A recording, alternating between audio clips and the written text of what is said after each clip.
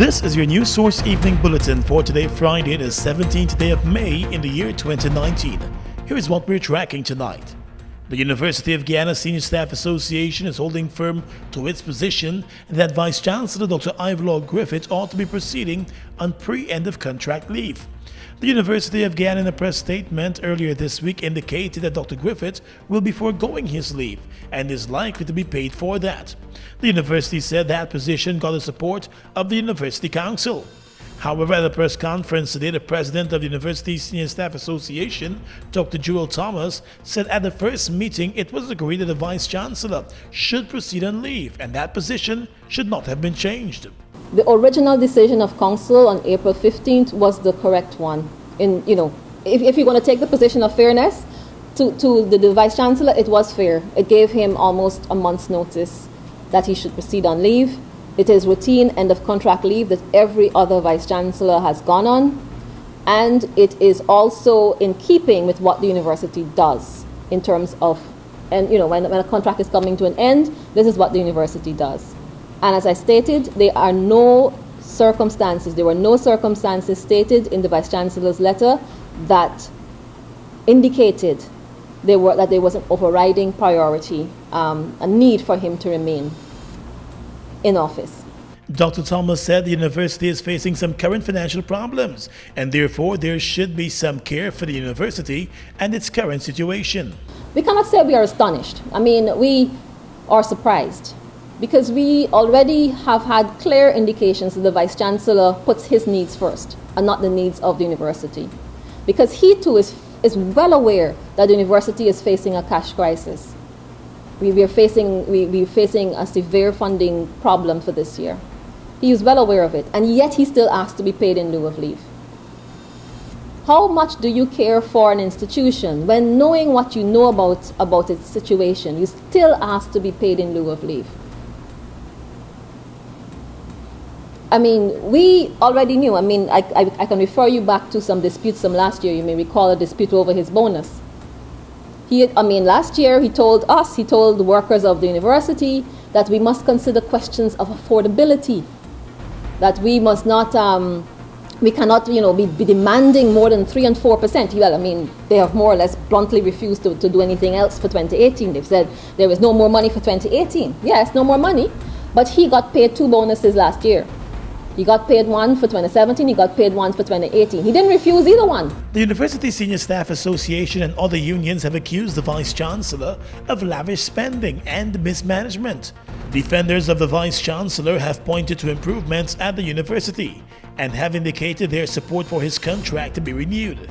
The unions do not appear supportive of any such renewal. More news coming up in just a moment. Here now. I want to switch over to GTT right now, no. Because all this time and money I waste on a cars alone can just send up my blood pressure. You've come to the right place. Really? Once you're switched over with our network, you can activate our Fab 5 plan. With our Fab 5 plan, you can enjoy free unlimited calls with 4 family and friends.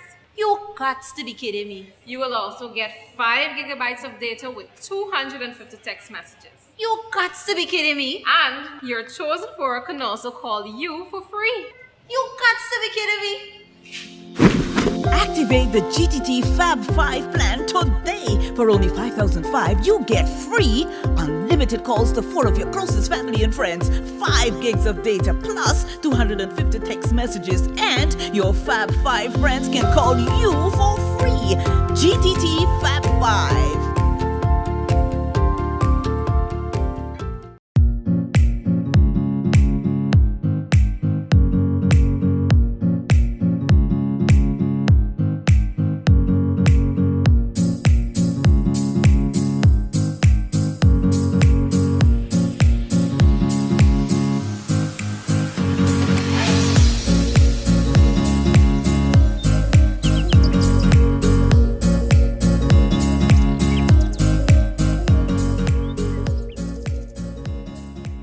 We are legions of men standing strong, but never too proud to stoop and help someone. We must send a clear signal to all. Do right. Walk in upright ways. knowing that's what being a man is all about, and ever aware that things will only get worse when good men do nothing. Stand strong. Be the one to live right. Welcome back. Opposition leader and former President Barra Jagdeo, who remains under scrutiny for his purchase of seaside state property at a cost far below its value while he served as president, has launched a Facebook page to fight corruption in government. At his weekly press conference yesterday, Mr. Jagdeo, who has in the past admitted that corruption existed under his government, said he has been receiving lots of complaints about alleged corruption under the current government. He said those complaints have triggered the decision to set up a Facebook page, as well as to have a dedicated number for WhatsApp messages about corruption in the current government.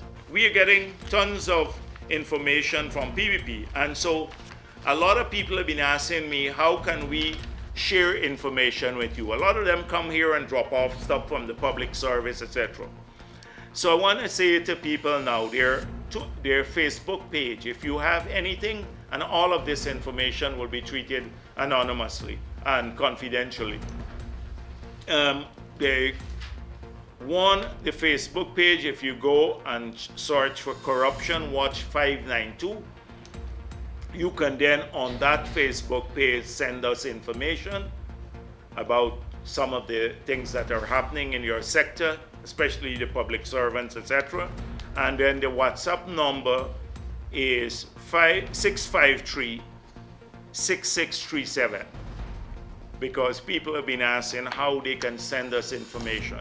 In the past few years, Mr. Jagdeo has accused the coalition government of being corrupt, while saying that although his government was accused of corruption, the current government has failed to bring any strong case against it for corruption. He has now promised to wage his own war against corruption in government.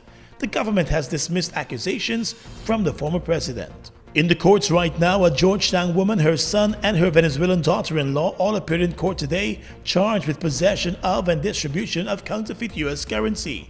The three are believed to be part of a group that has been flooding the local market with thousands of counterfeit U.S. dollars. In court today, Simone Thompson appeared before Magistrate Leron Daly, along with her son Dexter Thompson and his son's girlfriend Yelvides Lopez. Together, they were charged with a total of 11 counts of financial fraud involving $14,000 in counterfeit U.S. currency. It is alleged that the three duped 11 persons into accepting the fake U.S. currency, knowing the money to be forged. An optical company, a vendor, and a public relations officer were among the victims of the scheme. In one case, $2,500 in fake U.S. currency was exchanged with one of the victims.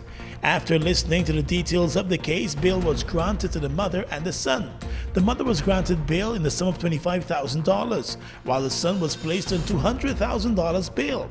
The magistrate refused bail for the Venezuelan girlfriend because of the risk of her skipping the country. She will remain in custody. The matter will continue on the 14th of June. Well, 6 years after the gunning down of an East Coast man, his assailant has been found guilty of the murder.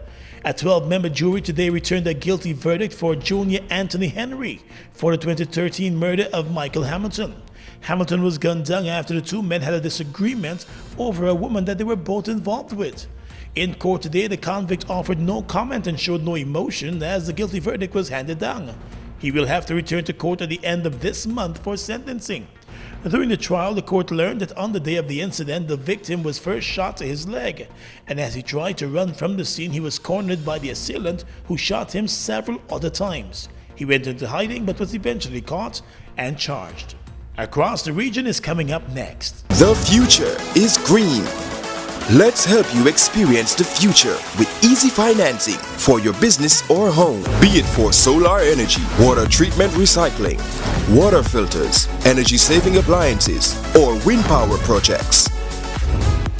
Enjoy competitive interest rates, fast approvals, and discounted lending services fees, low equity contribution, and flexible repayment. Visit us for details or go to www.gbtibank.com or email us at banking@gbtibank.com. GBTI, we see Guyana through your eyes. Let's get ready to rumble! in history, going down the 26th of May, when Team McNeil Cameron presents their first annual track and field championships, Mackenzie High School versus the Wisma Christianberg Secondary. It's going down at the MSC ground, Linden. Starting time at 9 a.m. Admission, adults $500 and kids $300. Event is being sponsored by Banks DIA, Stars Party Rental, Tropical Reflections Restaurant Tigwill, Farron Links Motor Spears, Power Producing and Distribution Inc., Super Graphics MoneyGram, and Bosai Inc. As a luxury mechanic, I'm often asked, what gas should I use in my expensive vehicle? In other countries, you have regular and mid-grade gasoline known as 87, 89, and premium gasoline known as octane 93 to 95. For affordable, high-quality fuel, performance, and high mileage, visit Guy Oil today. Choose Guy Oil Super 95. Guy Oil, we are everywhere. Somebody say Black Party!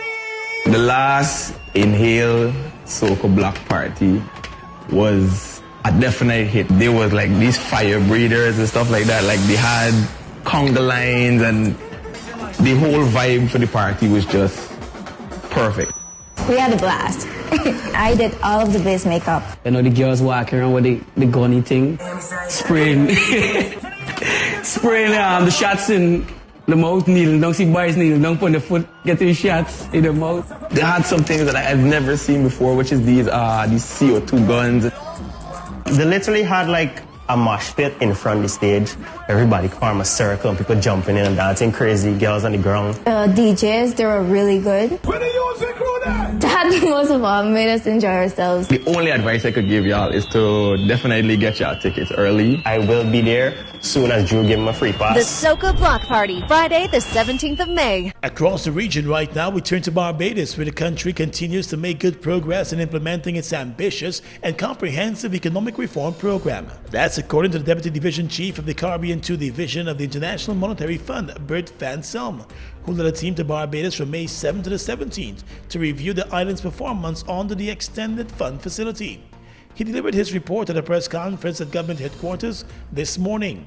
Upon completion of the review, Barbados will be able to draw down another $49 million from the IMF. In Jamaica, 2 of 3 policemen who allegedly gunned down a businessman at a party in St. Catherine are to be charged with murder, according to law enforcement sources who spoke with a Jamaican Gleaner. Corporals Kurt Fraser and Ramon Scott will be charged with murder, manslaughter, shooting with intent, and illegal possession of firearm and ammunition. Scott will also be slapped with an additional charge of illegal possession of firearm. It's believed that they are the only ones who will face criminal charges arising from the wild high-speed gun battle that ensued after businessman Sheldon Jr. Biggs Daly was shot to death at the party. According to reports, an off-duty policeman who witnessed the incident challenged the 3 men who shot Daly, unaware that they were his own colleagues. And finally tonight, international news. Australians will vote on Saturday in the first general election since a brutal party infighting ousted the nation's 4th leader in a decade. Prime Minister Scott Morrison says he has united his Conservative government in the 9 months since he replaced Malcolm Turnbull. Labour opposition leader Bill Shorten has pressed his case with stark policy alternatives. Australia has mandatory voting and a record 16.4 million enrolled voters. The nation holds elections every 3 years, but no prime minister has succeeded in serving a full term since 2007. And that's your News Source Evening Bulletin for tonight. I'm Gordon Mosley reporting and wishing you a good weekend.